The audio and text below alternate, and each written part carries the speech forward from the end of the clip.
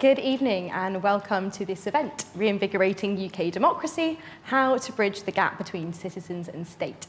I'm Jess Sargent, Senior Researcher at the Institute for Government. This event is part of the IFG Bennett Institute review of the UK Constitution. And at the centre of the UK Constitution are its representative institutions.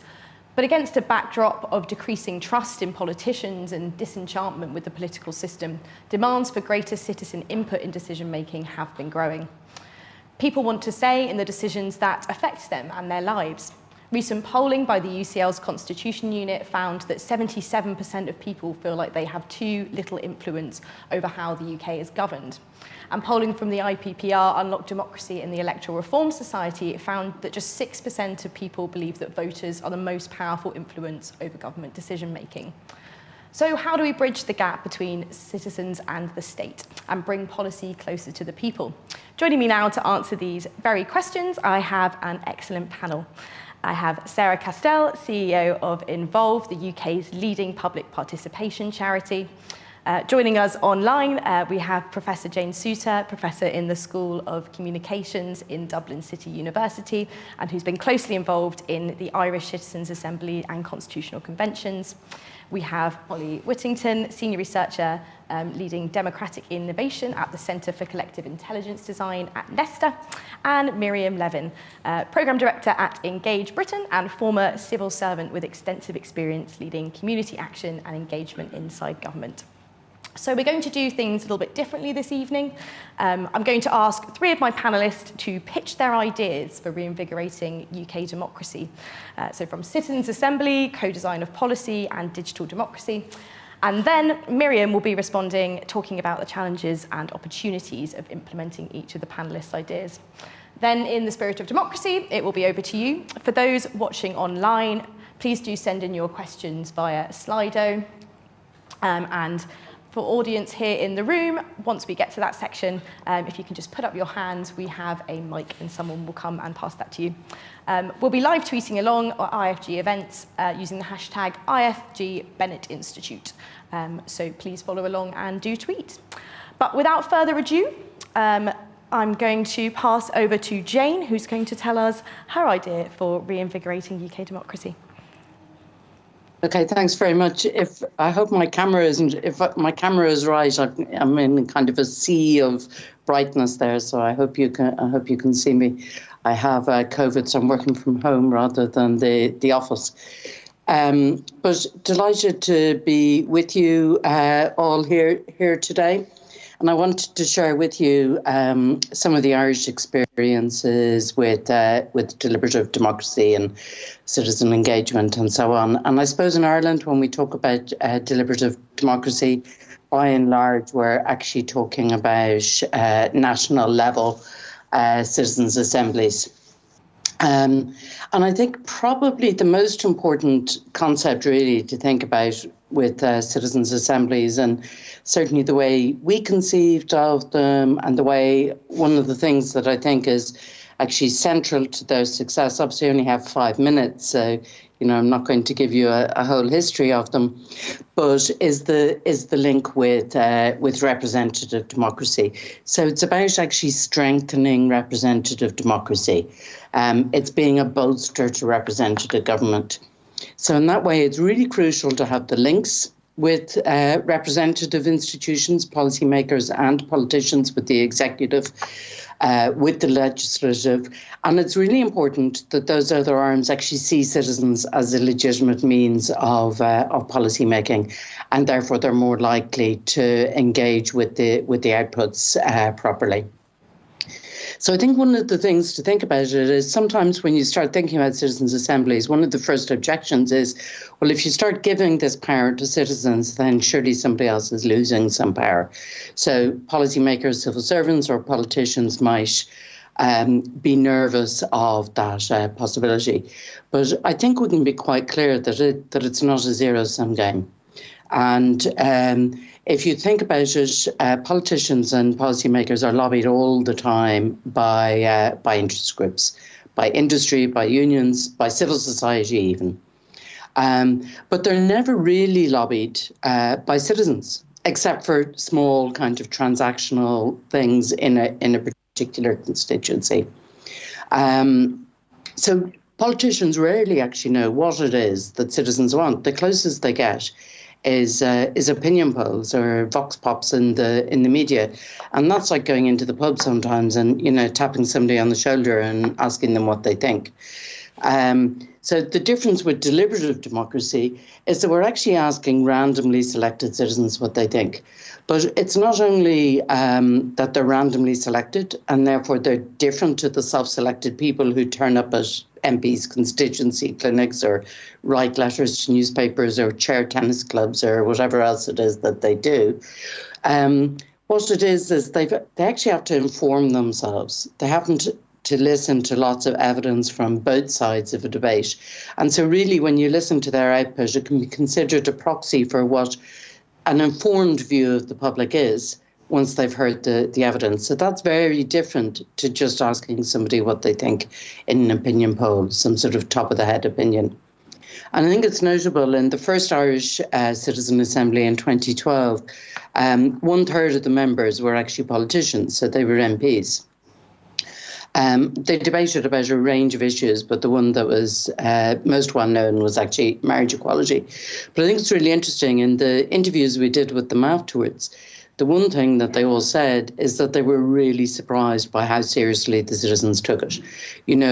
They had been thinking beforehand that random citizens would just come up with random thoughts, that they wouldn't be capable of making trade-offs, that they wouldn't take it seriously, that they'd want everything, that they wouldn't be able to see that there were compromises needed and so on.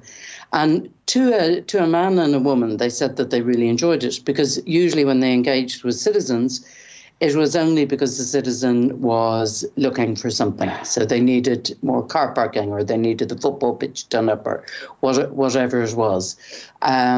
So this was eye-opening for them. Afterwards now, our assemblies haven't had politicians in them except for actually one that we're doing at the moment on Dublin and local government. But I think the way to think about it is in the 20th century, it was probably fine that we just asked citizens what they thought every 4 or 5 years, gave them an opportunity to kick the rascals out, if you like. But in a much more fast-moving information age, in an age when people have much higher levels of education, much higher levels of engagement, much more ability to see what's going on through the hybrid media system and so on, that's no longer sufficient. And allowing citizens in is a gain for policymakers and for politicians because it allows them to build trust and closeness. It allows them to see what it is that citizens want, which means that they actually have a view that's different from those of the lobbyists who they're much more used to listening to. And the other thing from the point of view of politicians and policymakers, I just thought I'd focus on that because I've such a short period of time, is that it really helps them where there's kind of inter and intra-party divisions. So, the most well-known ones in Ireland were marriage equality, abortion, climate change. And all of those were issues where the largest party had serious divisions. They had a right-wing group who had a certain view and a more progressive group who had a different view. And I think, there's the same kind of divisions and factions within all of the main British parties as well. And so actually allowing citizens a voice allows the politicians the opportunity to bridge those sort of gaps that they have between them. And then if there's gaps, if you happen to have a coalition, if there's those kind of differences between coalition partners, bringing in the citizens' voices can often allow a more conducive atmosphere to bridging those kind of gaps between coalition partners as well. So, we had the ones on marriage equality and abortion, which were very well, and a large number of others, which were very well known and led to referendums where we had to have constitutional change because we have a written constitution. But others, for example, on climate change, Ireland was very much a climate change laggard, and afterwards, partly as a result, there was a fairly ambitious climate bill, and we followed the Westminster Parliament in declaring a climate emergency. And I think it's interesting to think about kind of what are some of the reasons for that success. And having talked to colleagues in Scotland and in England, as well as in Dublin, I think one of the things was that, for example, there was a Westminster Citizen Assembly that was set up by a group of select committees, and it was an absolutely fantastic assembly, really well organised, really well run, fantastic evidence and so on. But as far as I know, the most senior civil servants in it were kind of executive officers or something. And afterwards, it seemed to run into some sort of problems. It didn't get the buy-in from the executive that maybe the organisers would have wanted. So I think there is this kind of trade-off between what's called in the literature sort of a tight coupling with the representative system. The Irish system is much more tightly coupled.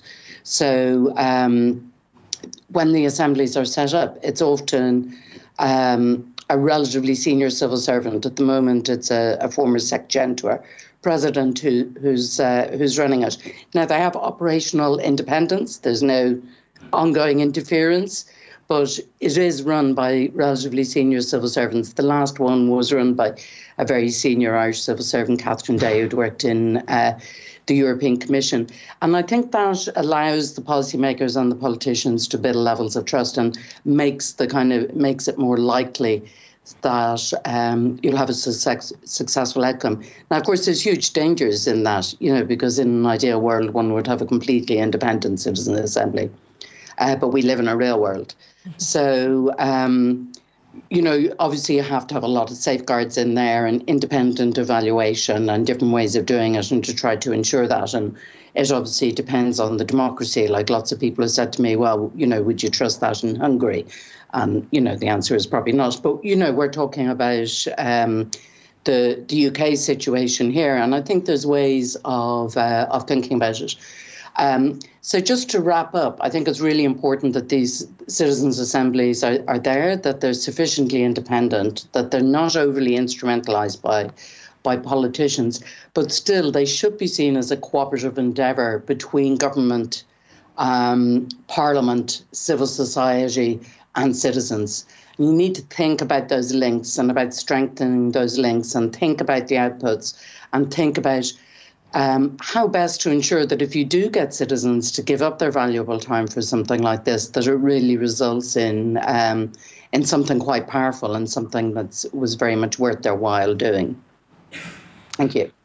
Great. Thank you, Jane. That was a really useful analysis of how citizens' assemblies can be integrated into representative institutions, something I think we'll pick up as a theme later in the questions.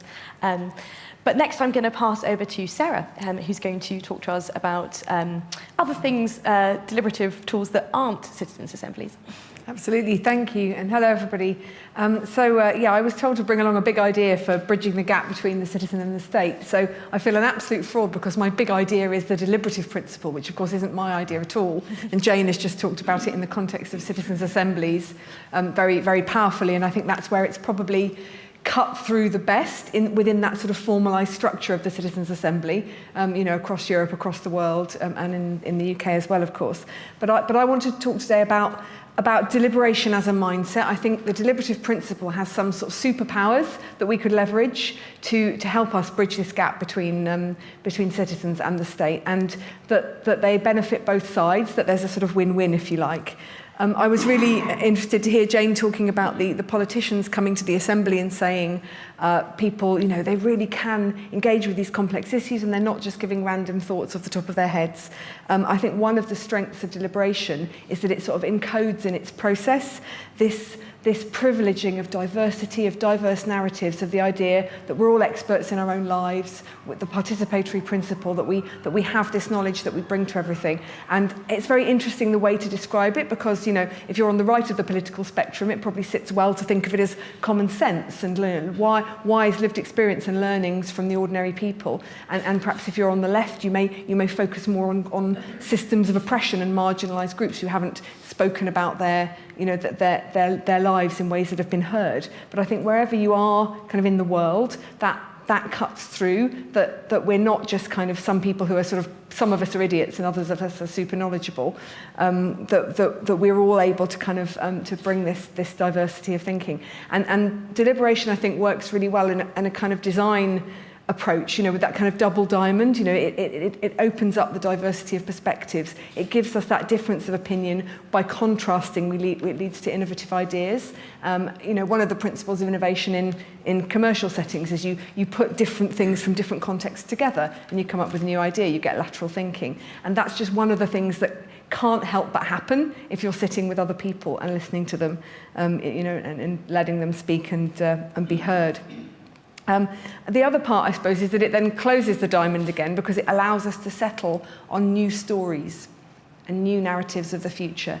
The other thing that deliberation is great at is making us articulate what lies behind and underneath the things we say and the things we think. So your person that you tap on the shoulder in the pub and ask what they think may tell you what they think about the health service or immigration or the rise in living costs or whatever, but why is that important to them and how does it fit with that overarching view of the world that they have will come out through a sustained and well-facilitated deliberative process. So I do think I think it's a kind of secret superpower that's already embedded in our democracy, actually. We have a lot of deliberative processes in a lot of our decision-making institutions, but they're not it's quite a shy process. It's not surfaced and it's not valued perhaps as much as it should be. So I just wanted to talk briefly about two spaces where I think deliberation is kind of gradually coming to the fore and being used more often, and just encourage everyone to notice it more and to bang the drum for deliberation, because I think it can help. One is the space of co-design. Lots of interesting co-design at the moment. I think people like Policy Lab are constantly sort of demonstrating its benefits and examples. Lots of the time, I think it can be seen as everything that's around, co-design, co-production, all sort of lumped in together. But I think I'm talking more about co-design for policy here as a particular thing to focus on. People coming together with some sort of design help to define a problem really clearly and then think about some solutions. So I think it's great to see it as an innovation process rather than a sort of creative kind of consultation. I think sometimes people say, let's do co-design when they sort of mean, let's try and get people on board with the decision-making process and get them to tell us how we want the service to be, and then we'll do it how we want anyway. And then they'll go, yeah, we went to that meeting, so we agree. And it's it's not quite that. At its best, it's much more holistic, much more creative, uses lots of tools like modelling and collages and creative tools which help us surface those kind of underlying structures of how we think about things, and again enables us to deliberate and bring that strength and creativity in diversity.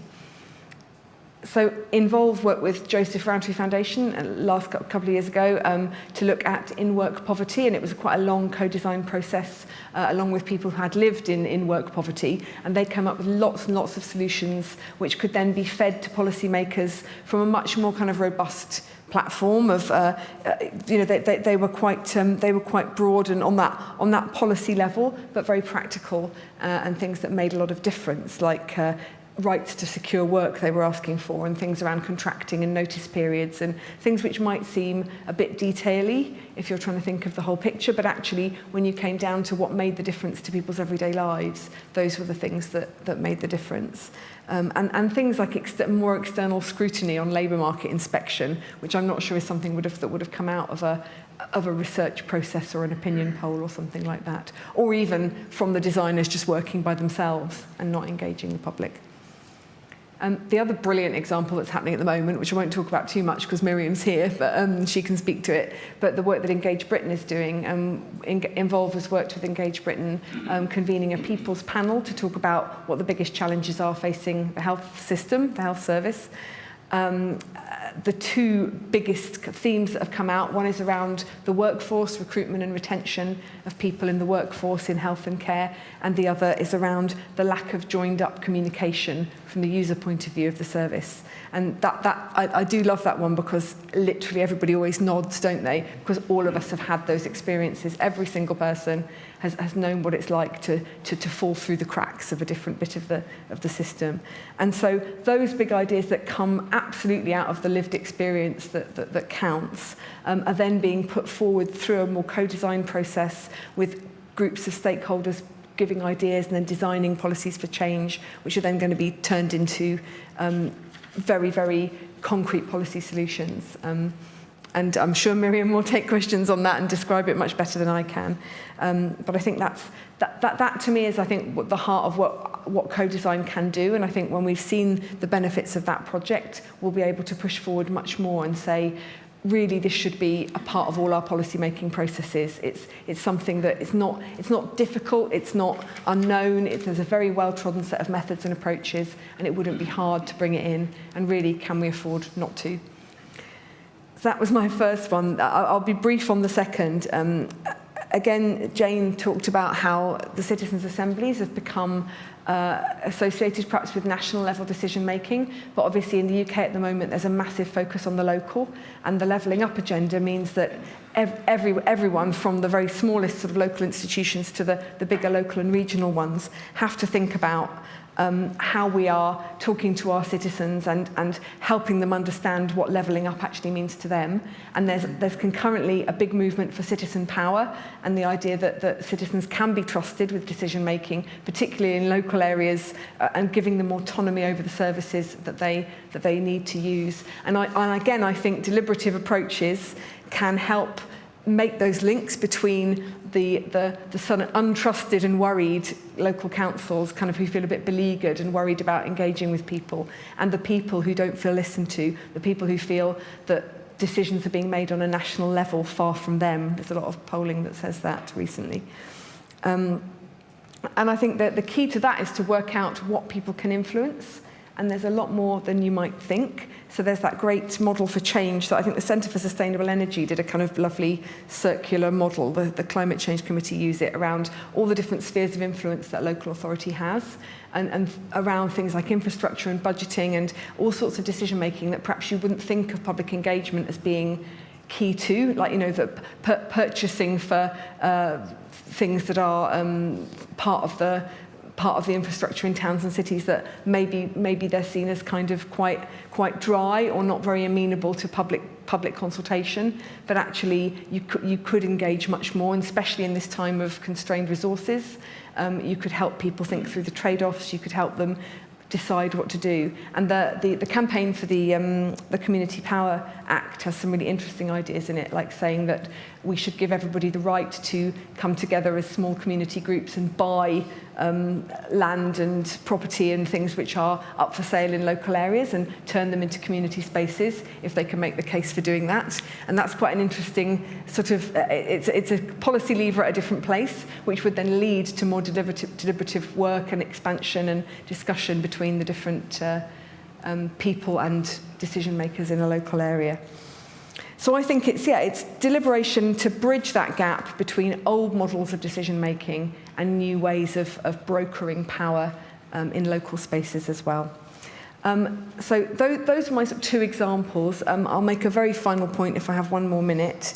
During COVID, we saw a lot of things fall through the gaps. We saw a lot of lines of accountability being muddled and people not being sure who was responsible for things. And we also saw a lot of people and institutions stepping up and filling those gaps. And we saw communities kind of come together and work together.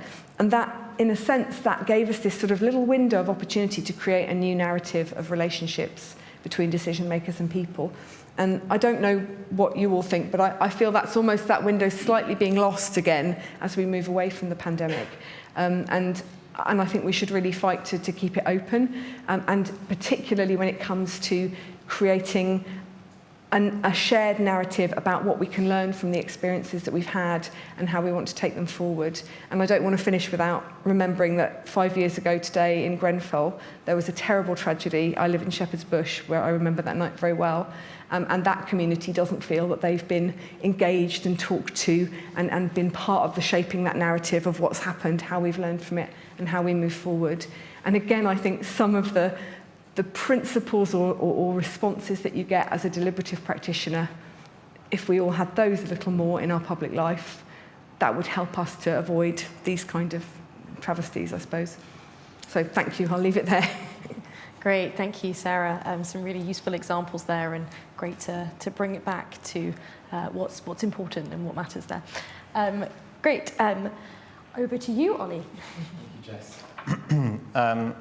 I'm going to take a slightly unusual approach to my pitch and first define digital democracy and then pick that apart a little bit. So at Nesta, we've been working in the field of digital democracy for over the last decade, and we've defined it generally as the practice of democracy using digital tools, which of course was particularly convenient a few years ago when the House of Commons, there was a clear absence of technology, and in-person deliberation was completely without it. And of course, since the pandemic, we've seen monitors strapped to the walls of the House of Commons. In-person deliberation has moved online, and although that's starting to change and come back to face-to-face, that we've seen a kind of merging of those two worlds. And in that sense, it's a little difficult to separate the digital from the democracy now. So we can't really focus on the stuff that happens online without considering the rest of it. And I think the second challenge with digital democracy is the word digital. And to borrow Bran Ferren's quote, technology is stuff that doesn't work yet. And I think we often think that with digital democracy is that we're talking about kind of bleeding edge of new forms of participation that are a little hard to grasp with, and we're not necessarily talking about things like e-petitions, signing a petition online, because it just works, it becomes part of our day-to-day. Maybe we should, but I don't think it's necessarily the most interesting thing about how we can reinvigorate democracy, focusing on those more routine sort of day-to-day interactions. So what I wanted to do with my pitch is take that quote and apply it to the field of democracy. So what would democracy look like if it worked, and what are the digital tools, and how can technology help to create that well-functioning democracy? So the first part of the question, I think, has been well covered by Jane and Sarah so far, and I think citizens' assembly, co-design, deliberation is all serve as that idea of a well-functioning democracy. I guess the only thing to add is that although citizens' assemblies have a lot of focus at the moment, and for a good reason, that I believe they should be part of a system of new interactions of participation and deliberation in daily life. So there should be a web of opportunities for people to engage with government. And besides that, I don't really think it's up to us in this room to define what a well-functioning democracy is, but it should be, of course, led by the people. So taking that kind of idea of future participatory systems, how can technology drive these mechanisms? And I'm going to cheat a little bit and skip the elephant in the room, which is, of course, digital exclusion, because I think it's another topic and it's a big one, but it's also, given the levels in inequality of access to technology and data, that we can't really do any kind of participation solely online at the moment, because you don't have that kind of equal access. I'm going to give 3 ideas for digital democracy and how technology can drive this new system. They're going to be a little bit more speculative, so stay with me on this. But the first is to reimagine our concept of representation. So I think people look at social media today and they probably think, oh dear, this is what it's like if we give everyone an equal voice, bring millions of people in one room and have a conversation at the same time. It's overwhelming, it's nonsensical, and someone's probably going to get hurt. But we have to remember the rules of the game in social media, or as Audrey Tang refers to them, these unsocial networks. And how could we reimagine digital tools for truly social networks? So tools like Polis, where people are competing for consensus instead of the most inflammatory remarks. A really good example of how you can create these new systems of collaboration and collective intelligence. And Colin McGill, who's the founder of Polis, has these really interesting ideas of representation, moving to that 1 to 90,000 that we have in Parliament today, or even with deliberation and sortition, where we have these other forms of representation, but getting closer to that 1-to-1 and finding a coherence to this mass deliberation, mass participation, and having these tools that can bring coherence. The second is improving legibility and understanding. So I think many of the topics that are discussed in policy are quite inaccessible to many citizens. And technology is really an amazing platform to change that. So, it provides flexibility to kind of deepen our understanding. I'm going to talk just as I could take various different examples, but augmented reality is an interesting idea with that. So if you're thinking about urban planning and architecture, taking concepts and language and drawings that are completely inaccessible to anyone without who's been trained in that, and using tools that mean that anyone with a device can look at the built environment around them, their environment, and give meaningful input of what that would be like to experience, but not just a deeper understanding of the impacts, but also leveling the playing field of contributions and how they might be able to influence those designs. And the third and final area is the new democratic spaces that can be created in the digital world. I think this is a particularly interesting and evolving field. So open source tools, civic hacker communities, these offer a unique platform for people to come together to exist in this third space outside of public and private influence, and actually have this new network of people designing tools and new government services. So Taiwan's GovZero is a really great example of this, that was established just before the 2014 Sunflower Movement, and they led the kind of civic activism around that and the Occupy movement, and they now exist as this unit that's outside of government. There's a digital minister that's without portfolio in Taiwan government, Audrey Tang, that is a core connection between the two. But actually this independent group of citizens, anyone can access, of course, with the right skills, but I'm jumping over that. Anyone can take part and be these custodians of open government principles. And I think that's a really unique and exciting opportunity as digital starts to expand and skills increase in younger generations, that we can really create this third space of collaboration that doesn't exist anywhere else. Great, thanks Ollie. A really clear picture and lots of interesting stuff to get into there. Before I hand over to Miriam, just to remind everyone, we'll be moving to questions afterwards, so those in the room, start thinking. Those online, do send them in. But that's our three pitches. Now I'll hand over to Miriam, who will offer some thoughts on some of the opportunities and challenges of these various ideas. Thank you. So yeah, Jess asked me to say just a few words about opportunities and challenges, but based on my experience of being in government and trying to get a programme off the ground, which was about trialling citizens' assemblies at local authority level, which at the time when I was there and joined the Office for Civil Society as Head of Community Action in 2017, it hadn't been done before. This was still in the UK a very, very new idea, despite the fact it was kind of gaining traction and kind of had a long history in the rest of Europe and the world. So the question for ministers when I came in and was trying to say, look, you've got the Brexit challenge, right? You keep saying that it's about giving people back control. Here's a tool. Here's a way of actually doing it. How about we actually try this, and you can kind of basically put your money where your mouth is, and we can do it. We can do it in practice in a meaningful and concrete way. It was not that easy.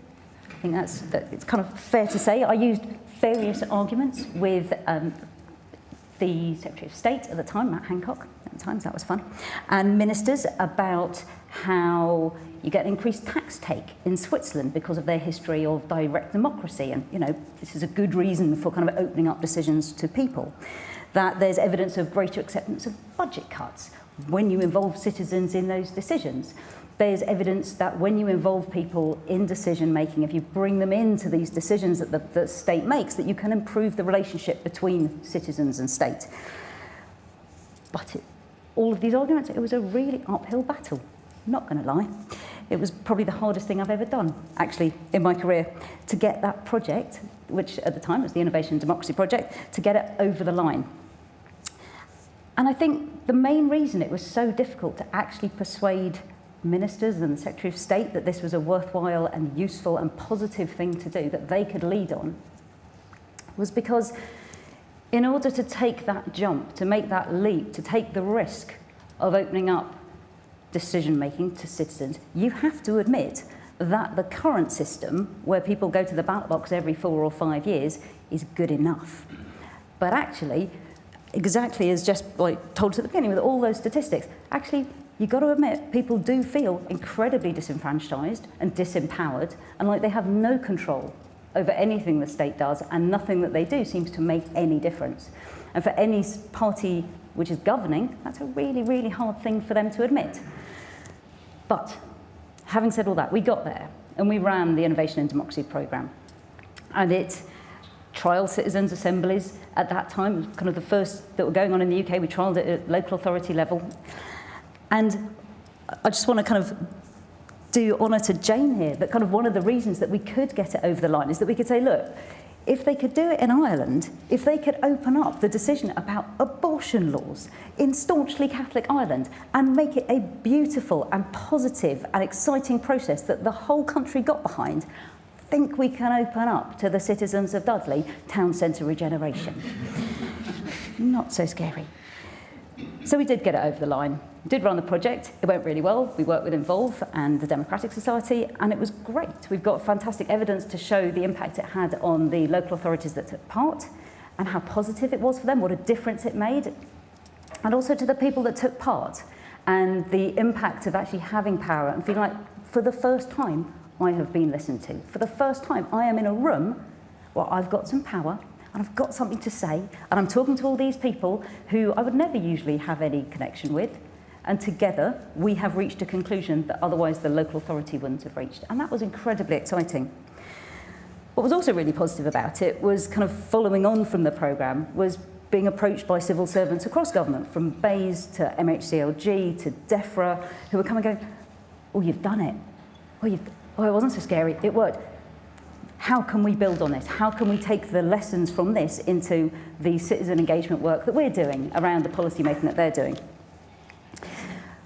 But having said that, I do think we've got an incredibly long way to go in terms of government policy making across the board. In general, the way Westminster works, as I'm sure a lot of people in the room know, involving people impacted by the policy that is being formulated is very, very rarely done in reference to the people who are at the coalface, who are like facing these issues day in, day out, who know what the problems are and who know what the solutions are. It is done generally in a bubble in Westminster or Cardiff or Holyrood, which doesn't really open up that process to the citizens most impacted. So I won't talk about it too much. Sarah's done a fantastic job of talking about what we do at Engage Britain. But at Engage Britain, what we're trying to kind of show is that it is possible to do policy making in a different way, that it is possible to open up the policy making process and build policy packages from the grassroots up that really put people at the heart of understanding what the challenges are and building out the solutions to those challenges. So having kind of heard from Jane and Sarah and Ollie about the democratic innovations that are out there, I am optimistic. Actually, I think naturally I am an optimistic person. And I think there's a lot that we can do to build on what the OECD calls the deliberative wave, which has taken in hundreds and hundreds of examples now of deliberation and citizens' assemblies and processes of democratic innovation across the world. And the UK can be part of that kind of wave and that process. I can envisage a world where you've got national government and local government and businesses and public institutions institutionalising kind of that opening up to citizen engagement in their decision making. But to end, I suppose I want to come back to something that Jane said kind of right at the beginning, which is that citizens' assemblies, deliberation, digital democracy, they're just tools. And as tools, they're only as powerful as the body that wields it. Their power comes from the contract between citizens and state that says if citizens are going to give up their time and their thought and their energy into working together to come up with new ideas and to come up with solutions to these huge, often intractable problems, that the state will listen and will act on what citizens have collectively come up with. If nothing happens, though, or changes as the result of any of these processes, then it's just an expensive talking shop, a really expensive, really time-consuming talking shop. I think we can probably all think about the times when we've been asked to fill in a consultation and kind of take part and have your say by insert name here of your local authority, and you've just thought, really, what's the point? Why am I going to bother? I know they've already made up their mind. They're not really listening to anything I've got to say. I'm just not going to bother. So for me, if you're not going to do this wholeheartedly, if you're not going to act on what citizens say out of all of these processes, it's more damaging to trust than if you never asked the question in the first place. It's only when the government, or whatever the commissioning body is, kind of demonstrates that reciprocal trust with their citizens, and acts on the outputs of all these incredible innovations, all these incredible tools that we've now got at our disposal, that we can actually see that we can make a difference. But when they're done right, when deliberation is put at the heart of decision-making, when we can learn from what Ireland has done, really, they can devolve real power to citizens. They can increase awareness of the complexities of political decision-making. It is not binary and it is not simple. What governments and politicians have to do all the time and bring citizens into that space and letting them see how difficult it is and work through the trade-offs is only positive. And I really think they can reinvigorate our democracy. Thank you. Great, thanks Miriam for sharing your frustrations and your optimism with us. That was really, really great. Okay, I'm going to turn quickly to some audience questions. So I'm going to start with a few online and then we'll come into the room. I mean, building on that final point that you made, Miriam, about making sure things are acted on, we've had a question here about the outcomes of citizens' assemblies and whether they are legally binding, whether decision makers get the final say. So I was wondering if, Jane, if you could just talk us through how that worked in the Irish case and whether you have any thoughts on the right balance of decision-making power so that citizens feel that their deliberations and their conclusions are acted on, but also so policymakers are perhaps comfortable enough that they kind of have some sort of control over the process. Yeah, no, absolutely. So it's one that there are definitely people out there, and there's definitely theorists who would say that you know, if a citizen assembly comes up with something, then it ought to be implemented. And I think that was actually one of the problems in France with Macron's citizen assembly on the climate, where he said he was going to actually act on things and then, of course, didn't. And, you know, which was damaging at the time to the process and to the climate ambitions and so on. So I think, as Miriam said there, what's really important is that they are taken seriously and that the citizens can see that they were taken seriously. And if they don't go forward, that there's reasons given for it and that they're communicated with afterwards, or that some of them are taken forward and that there's a specific commitment about, you know, we will get back within this time. This is the process that we're going to do. In Ireland, more often now, with some of the bigger ones, the Parliament actually makes a commitment to set up a special parliamentary committee. So, for example, we had a citizen assembly on gender equality last year, and now there's a new cross-parliament committee that's been set up, which is just there to consider the report of the Gender Assembly and then to make its recommendations. So the chair of that committee, that MP, came back and spoke to the citizens and told them about what that committee is doing. The same thing happened after abortion and climate change. So then the parliamentary committee might decide to do something a bit less, it might decide to do something a bit more, it might decide to take on 50% of the recommendations, whatever it is. But at least the citizens can see that there is actually a process that's been taken seriously, that somebody's actually looking at what they did, and it isn't just a tick box exercise and some, you know, report that's gathering the proverbial dust on a bookshelf. Great, thank you. That's really helpful. And I mean, on a similar theme, we talked about earlier some of the citizens' assemblies that have been initiated by Parliament. Obviously, in the UK, we haven't had a UK-wide citizens' assembly initiated by the UK government, but we have had it at various local levels and also parliamentary committees. Sarah, I'd be interested in your thoughts on whether you think citizens' assemblies could be used by Parliament to help the government, to help hold the government to account, or whether there is a risk that without government backing, you might end up in this situation where proposals don't end up being implemented. Yeah, that's a challenge. So the Climate Assembly UK was commissioned by 6 select committees, and then they then made a report based on the recommendations of the Assembly. Then the government didn't really respond very effectively to that, but I still think that it was a useful tool to hold government to account, because we did a year after event at the House of Parliament. David Attenborough came up and told everybody off. I think someone said recently about the Jubilee, it's not a British event if David Attenborough isn't telling everybody off, which is quite right too. And I think that in a way the fact that there wasn't that response has been quite telling, and I think it's helped move forward other places in the political space. So if you look at what's happening in Scotland, so the Scottish Climate Assembly, we have a PhD student working with us at the moment, going back to our clients in Scotland and saying, what are you doing with the recommendations? Like, have you got a response? And they're just saying, well, we don't really have a response because we're just doing them.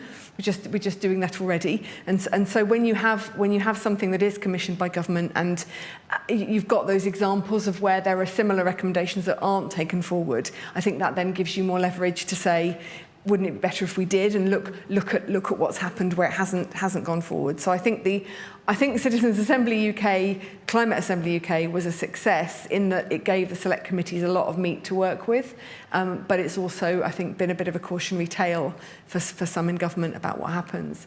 And I think the other part of the story, I suppose, is that if you do take things forward, as the OECD's work says, that I think they look at lots of processes, they think something like 75% of recommendations are actually taken forward from these processes. It's quite a high number. But in a way, there's nothing to see if people do it and the process happens, and then that carries on into the policy development process. It's almost like there's no headline. It just goes on, and so it's sometimes hard to show that it's made a difference, because the difference it's made is the smooth running of politics, and there's no story there. Yeah, absolutely. Thank you. I should say that was a question from Anonymous, so thank you, Anonymous. I'm going to take some questions from the audience now. I'll take a group of 3s if we've got them, so if you can pop your hand up, and I'm going to make poor Lucy run around. Okay, gentleman over there, we were quickest there. Great. And then we'll go, Lucy, if we go, actually we'll go to this gentleman here and then to the front. Thanks. Thank you. Hi. My question is on going even further and institutionalizing deliberation. Do you think that's a model that might work in the UK as how it's been done, for example, in Paris or in different local governments in Belgium? Hi. Thank you. The panel alluded to the weakness of our current democratic system, and I'm thinking about our electoral system in particular. How much do you think these systems can mitigate those challenges, and how much is it sort of an insurmountable obstacle that has to be tackled first?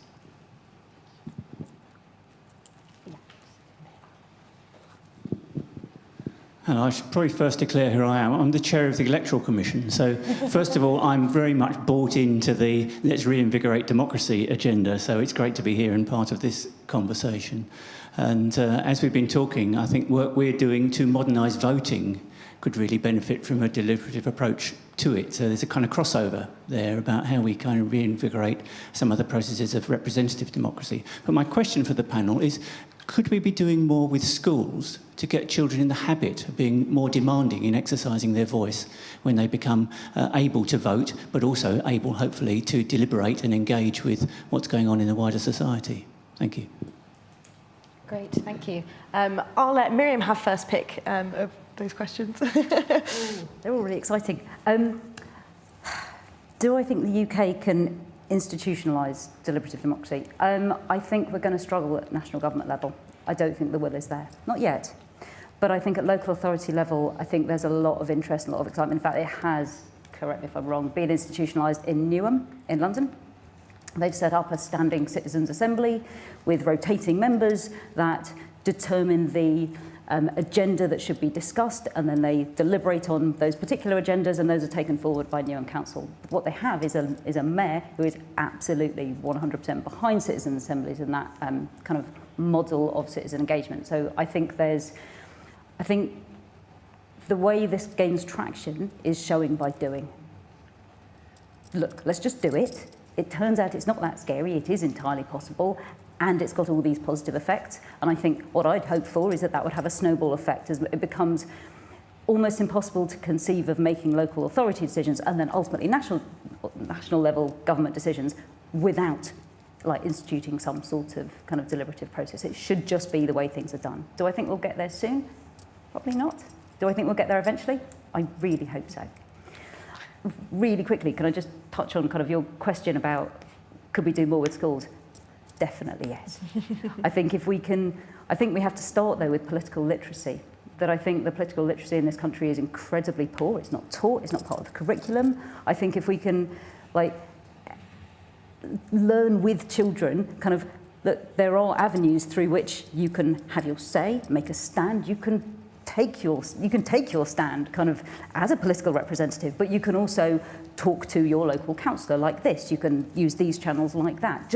Even just what exists at the moment, there's a whole load of work we can do to kind of make that part of the general discourse. And for me, it's until the point where, like, you are quite likely, it's quite possible that you'll get a letter saying, you know, you've been selected for jury service, you know, so it becomes so part of the national psyche that you might get selected to be on a citizen assembly to do a thing, that if we can institute that with our children, so they are part of decision making in their school environment, school councils, that they can sort of learn by doing that this stuff is possible and understand the local and national political processes that they can play a role in.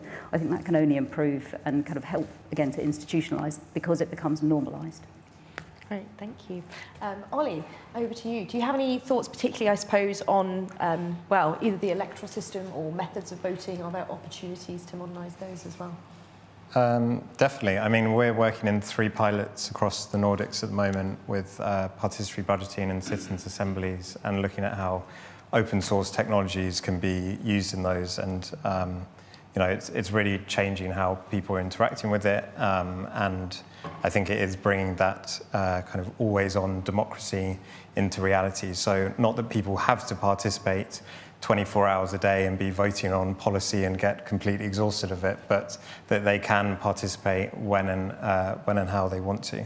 I think on the kind of institutionalizing side, because that's a big part of our study as well, that we've seen kind of various opportunities of how to kind of get into the narrative in institutions. I think Jane touched on some of them, of like political deadlock, when a policy area is considered unpopular, and when the political party doesn't have a strong stance on it. So some of these emerging areas that can be really useful to initiate a participatory or deliberative process, but then scale that. So, you know, once people take part, they often do become converted. You know, it's a powerful process, and that cultural transformation both within institutions, so exposing more people in government to these opportunities, and the people that take part as well. I thought with the Climate Assembly that was particularly powerful, not necessarily the impact to the outputs, but the impacts on the individuals that took part that, you know, might not have been engaged in politics at all, but then become part of their local council, then become activists in climate change. And I think when we think about the scale of challenges we face, that's a really powerful motivation to just do it. Let's get going. Great, thank you. I think we can probably squeeze in a couple more in the room, particularly from any women. Yes, over here. Hi everyone, my name's Georgie Dennis. I'm CEO at SciApp. We're a new tech startup designing a deliberative democracy platform. I was reading about Edmonton, Canada, that had a deliberative democracy effort on modernizing voting, and the recommendations from the citizens wasn't taken up by the political leadership because they weren't bought in to the process. So the process was led by policymakers, but the political leadership kind of weren't part of that other than to receive the report with the recommendations. So my question is, what's the best way to engage leaders, especially representative elected leaders, in deliberative democracy? Great, thank you. And just the gentleman at the back will give the final question. Hi, my name is Mike. I've given written evidence to 3 select committees, 9 sets of evidence, and it's been a bit more successful than I'd imagined. It gets read, it gets published, occasionally gets questioned. I wouldn't recommend students learn to write WPQs, written parliamentary questions, would be a very bad experience, I think.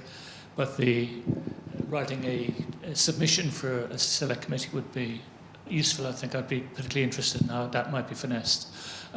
My question that would be, I am wondering, at what point could we suggest that if you're asking for this participation and it sort of works, if you put enough effort into it, at what point would the ministers being questioned be asked to give evidence under oath in order to be more accountable to, if you've gone to that and the select committee have filtered it, and then you're faced with somebody lying their pants off, basically. But how do you stop that? Is there anything in the platforms where, if the evidence is seen as robust, gets published, it's durable? Is there any way we can perhaps honour that by getting ministers or suppliers to give evidence under oath? Okay. Well, thank you. So a couple of questions there. One on kind of getting buy-in from political leaders, and another there about how to ensure people follow through and is held accountable, I suppose, for anything that they set up. Who wants to go take any volunteers to take those? Yes, Sarah. That second one is very interesting and is at the heart of much of the how you collect evidence to do this, and I'll come to it in a second. But the first point about how do you convince political leadership, I think those of us in the democracy sector, if it is a sector, or in the deliberative democracy part of the democracy sector, really need to think much more carefully about advocacy and communications, because the story you tell, you're absolutely right, the story that you go and tell the minister is very different to the story that you tell the policymaker about the benefits and the trade-offs and the challenges for them. And I think, the people in the world that seem to be having most success with it are saying, give us your most difficult problems, give us the things that you're worried that you're going to lose the election on, give us the challenge that nobody in your party really gets, but you want to move on, or the moral issue that you think there's fragmentation on, and using the Ireland example, and that does tend to cut through and work. If you have to get the right moment and the right people, and the stars have to be aligned in different ways, and a lot of it is actually about how the organisations making the case are funded, because I know we are involved, are funded on a consultancy basis. We don't have one funder who gives us lots of money so we can sit there all year and wait for the right moment to talk to that one minister to do the big, £10 million Citizens' Assembly that includes everyone in the world. We have to kind of keep going with the processes which are maybe not as perfect as we might like, but which we try and leverage to demonstrate as best we can, the potential, and a lot of those are in local spaces. I think local government has there's that same story, because local politicians, especially now when there's tension between, if you're a combined authority and you've got a mayor in the frame and you've got national government breathing down your neck and you've got all these different challenges and changes that your citizenship want to see. I think there's some really strong kind of political messaging that can be given there, but I think it has to be sort of scaffolded with the right story for policymakers, or for the civil service, for the policy teams as well, because it can't just be seen as some sort of media exercise. And that's why I think it connects to everything people have been saying, the literacy of the political literacy of the people, the kind of media environment, and what stories will be told about the issue and the event. The trust about whether people are going to be telling the truth when they're there, and the kind of evidence that's presented. And I think that's why you need these incredibly robust processes as well. And that's probably the less sexy bit, going, here's the evidence, here's how you do the process, and here's how we know it's been done properly. But that needs to be there in the background, because otherwise you might think that the evidence is completely biased, or that the advisory group hasn't created the right content for sharing, so people have been led down a rabbit hole. And then you think, well, perhaps the whole thing has been politically co-opted and perhaps it's not really a neutral process. So I think it's, I'm kind of answering all the questions all at once, but I think it's all part of this ecosystem that we need to kind of get together on and have more clear shared lines. And I'm really enjoying working with colleagues at the Electoral Commission and elsewhere in the democracy sector on the Democracy Network, which is another programme that Involver are hosting at the moment, to try and get those shared stories a little bit more cohesive for the next stage of this. Fantastic. Thank you so much, Sarah. I'm really sorry, unfortunately, we have run out of time. But thank you so much to all the panellists. It's been really fascinating to hear lots of ideas and lots of consensus there, I think, about the challenges that advocates of democratic information, democratic innovations face in convincing policymakers that these are useful tools to ensure that the outcomes get followed through as well. So I really, lots for us to think about in this review of the Constitution that we're doing about how to make the case to policymakers and unlock the potential of a lot of the really interesting and useful ideas that you've all brought to the table. So I'd like to thank my panel. Thanks to Ollie, to Sarah, to Miriam and to Jane. As I mentioned, this is part of the IFG and Bennett Institute review of the Constitution. You can find our first paper setting out our framework for reviewing the Constitution on both of our websites. And we'll be publishing papers throughout the year and also holding a series of events. So please do look out for all of those. But lastly, thank you everyone for coming and thanks for everyone for joining online and do keep an eye out for future IFG events. Thanks very much.